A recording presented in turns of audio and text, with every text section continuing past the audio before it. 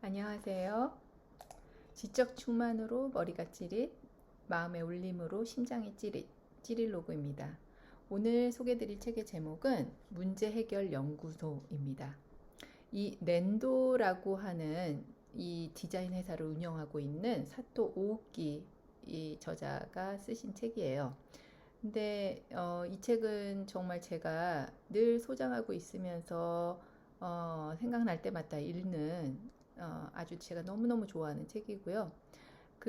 이 낸도라고 하는 회사는 진짜 너무너무 전 세계적으로 문제를 해결해주는 그런 문제 해결 연구소라고 생각을 하고 있어요. 그래서 도쿄, 밀라노, 싱가포르에 거점을 두고 있고 건축, 인테리어, 프로덕션, 그래픽 등 아주 다양한 분야를 걸쳐가지고 디자인 작업을 하고 있는 그런 회사입니다. 뉴스위크지가 선정한 세계가 존경하는 일본인 100명 중에 또 속했고요. 또 2012년에는 영국의 월페이퍼 매거진 디자인 어워드와 엘르데코 인터내셔널 디자인 어워드 등 세계적인 디자인상을 다수 수상을 했습니다. 또 2015년도에는 프랑스의 메종 오브제에서 올해의 디자이너상을 수상하기도 했고요. 그의 대표적인 작품들은 미국의 모마, 즉 뉴욕 현대미술관, 아니면 영국의 빅토리아 앤 알버트 뮤지엄, 프랑스의 퐁피두 센터 등 세계 주요 미술관에 소장되어 있습니다. 2012년부터 와세대 대학에서 강의를 했고요. 저서로는 낸도의 감독, 또 낸도 디자인 이야기 등이 있습니다.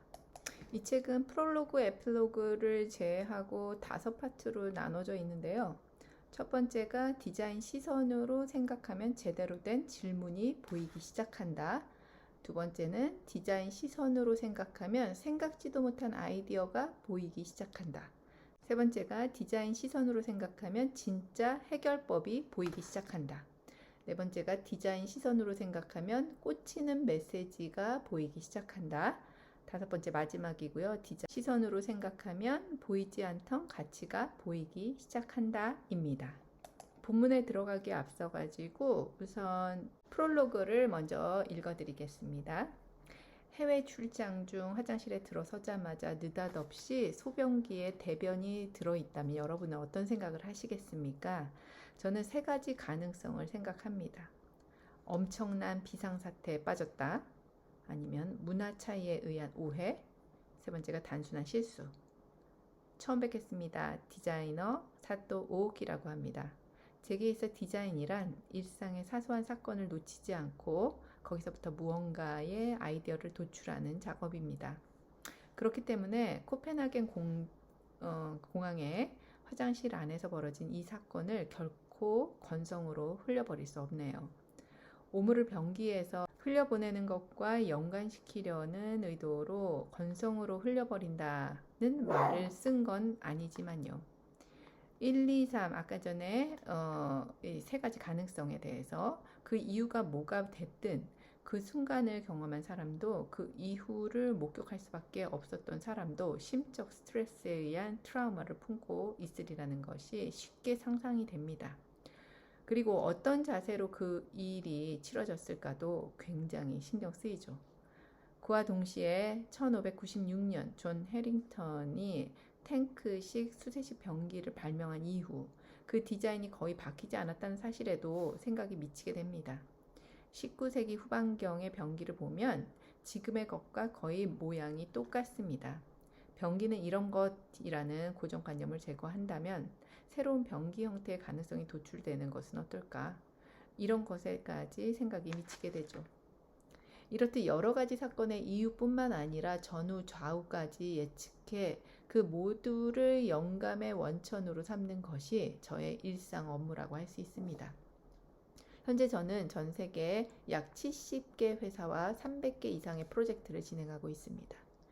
인테리어부터 가구, 가전제품, 생활 잡화는 물론이고 패키지나 기업 로고를 시작으로 하는 그래픽 디자인, 기업의 브랜딩 작업이나 역세권 개발 같은 종합 디자인에 이르기까지 업무 범위가 여러 갈래로 걸쳐 있습니다. 중요한 것은 어떤 장르의 디자인이냐가 아닙니다. 어떻게 하면 새로운 시점을 제공해 눈앞의 문제를 해결할 수 있느냐는 것이죠. 눈가 사탕이든 고층 빌딩 건축이든 디자인하는 과정에서 생각하게 되는 것은 그다지 다르지 않으니까요. 새로운 시점에서의 문제 해결, 여기서 필요한 것은 디자인 시선으로 생각한다는 것입니다. 디자인 시선으로 생각하면 지금까지 치열하게 고민하던 문제에 전혀 다른 측면이 있다는 것을 깨달을 수가 있습니다. 아이디어가 막힘없이 나오는 체질로 바뀌고 문제 해결의 새로운 길을 발견하게 됩니다. 무엇이 진짜 문제인지 그것에 대한 제대로 된 대답에 다다를 수 있게 되죠. 이를 위해 이 책에서는 문제 발견, 아이디어 창출, 문제 해결, 아이디어 전달 방법, 디자인이라고 하는 5가지 장으로 나눈 다음 그에 맞는 다양한 기술을 여기저기 심어뒀습니다. 그리고 각각의 챕터마다 겉으로 드러나는 앞면과 그것을 보충하는 뒷면을 준비했습니다. 여기서 특히 강조하고 싶은 말은 디자인 시선이라는 게 디자이너만 할 수 있는 특수한 기술이 아니라는 것입니다. 아이디어가 나오지 않아 고민하는 모든 사람들에게 번뜩이는 생각을 위한 힌트는 얼마든지 있다고 생각하니까요. 처음부터 아이디어 같은 게 있을 리 만무합니다. 저 역시 마찬가지죠. 머릿속을 늘 텅 비워두고 있으니까요. 독자 여러분도 머리를 비우고 이 책을 읽어주시기 바랍니다. 이 책이 지루한 일상 속에 숨어있는 작은 아이디어를 발견하는 계기가 되어주기를 기원합니다. 책 내용이 다 주옥 같습니다. 그렇지만 그 중에서도 본문 내용 중에서 제가 가장 감명 깊었고 재밌게 읽었던 부분을 여러분께 읽어드리도록 하겠습니다. 첫 번째 장인데요. 이거는 이제 필요한 것은 방걸음 앞에 설 줄 아는 감각이다 라는 내용이에요. 공중 화장실 소변기 위에 방걸음 앞으로라고 쓰인 종이가 붙어 있었습니다. 너무나도 거모한 문장이었던지라 나오려던 게 도로 들어갈 정도까지야 아니었지만 구태여 한 걸음을 요구하지 않는 부분에서 관리인의 수완이 느껴지더군요. 한 걸음 앞으로 나가라고 했다면 바닥에 튄 오줌을 밟을 위험이 현격히 높아질 게 불을 보듯 뻔해져. 하지만 반걸음 정도라면 이렇게 되는 게 사람의 심리니까요. 하지만 한번 오줌이 튀고 나면 변기 주변에 접근 기피 구역이 생기게 되고 그 다음 사람이 접근 기피 구역 밖에서 볼일을 보게 되면서 점점 그 구역이 확대된다는 악순환이 생길 수도 있습니다. 최종적으로는 농구에서 3점 슛을 쏠 때 같은 상태에 빠지게 되겠지만 그런 경우는 제쳐두고 반걸음 정도가 딱 좋다는 건 화장실에서만 한정된 이야기는 아닙니다. 새로운 컨셉의 상품 개발이라고 해서 기세등등하게 그 누구도 본 적이 없는 것을 하겠다는 건 위험한 일입니다. 하나만 틀어져도 소비자가 느끼는 감각에서 크게 어긋나 버리기 때문이죠. 그 누구도 본 적 없는 것이란 그 누구도 원치 않은 것과 종이 한 장 차이입니다. 디자이너로서 가져야 할 이상적인 감각은 당연히 거기 있어야 하는데 웬일인지 아직까지는 없었던 것을 보충한다는 정도의 감각입니다.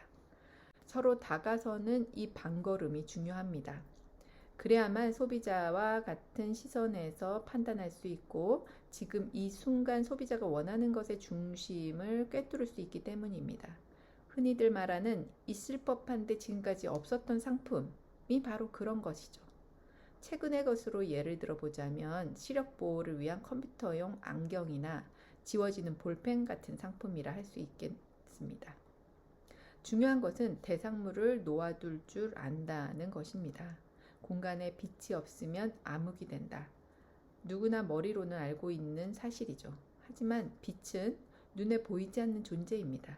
그 속에 사물이 자리한 순간 빛이 사물을 휘감고 그러면서 처음으로 빛의 존재를 깨닫게 되는 거죠. 즉 빛을 받아들이는 대상물이 없으면 사람은 아무것도 지각할 수 없는 존재입니다. 진열대에 새로운 상품을 올려두는 것만이 능사가 아닙니다.